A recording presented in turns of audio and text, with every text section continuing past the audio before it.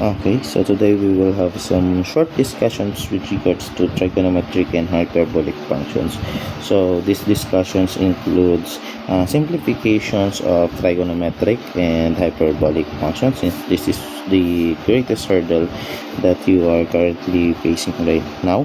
So we have today 12 problems to simplify para maging integrable functions na sila.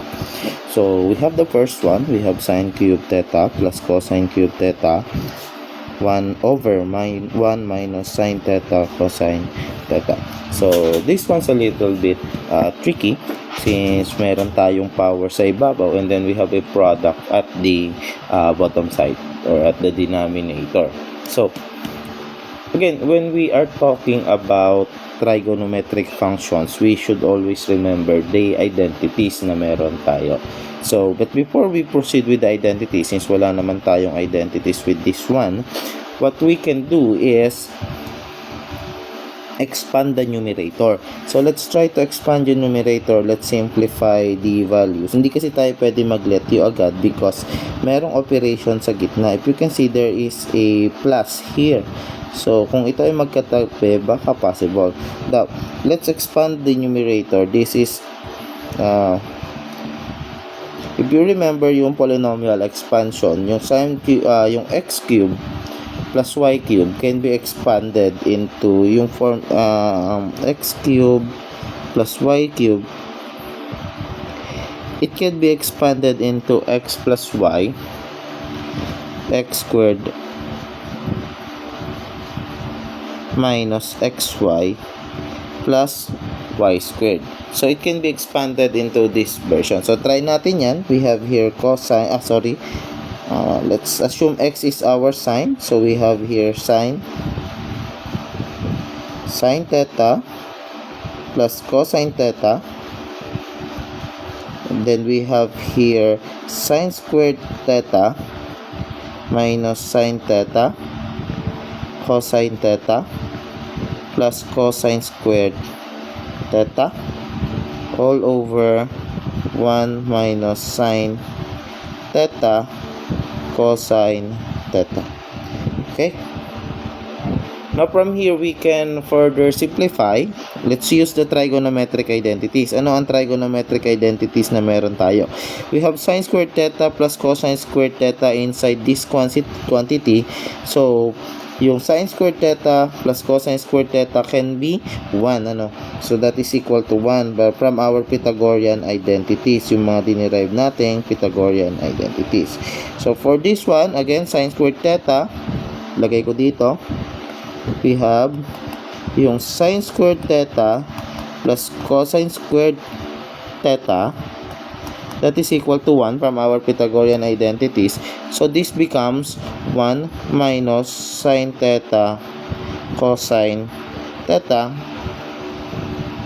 all over 1 minus sine theta cosine theta. Take note na this one can be a quantity, so we can just cancel out this quantity and denominator and then in the numerator. So we have now our answer sine theta cosine theta. Now here, integrable na siya. If we find the integral, let's try to find the integral. So we have the integral of sine theta cosine theta d theta, that would be equal to what? So what we can do is we can let u is equal to cosine theta, and then our du becomes negative, let me just dito matugma, our du becomes negative sine theta t theta, or t theta becomes negative du over sine theta. Okay, back substitute natin. So our integral becomes the integral of, we still have the sine theta, our cosine theta becomes u, and our du becomes negative du over sine theta. canceling sine theta. Take note, common mistakes, nagiging operation ito, no? So, hindi po siya operation. This is a sign convention, a negative symbol. So, what happens here is, if we can rewrite this becomes negative integral of u du, and that is just equal to negative, the integral of u is u squared over 2 plus c, or that is negative cosine squared theta over 2 plus c.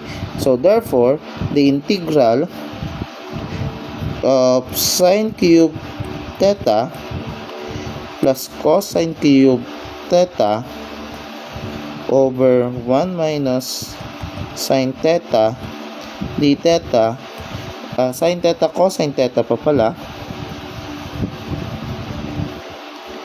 d theta is just equal to negative cosine squared theta over 2 plus c.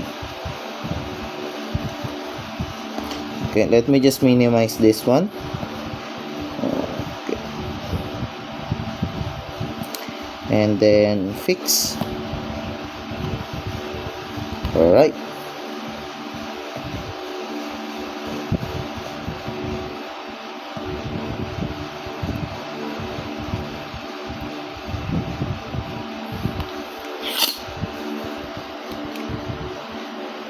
That is our sample problem 1. See you on the next one.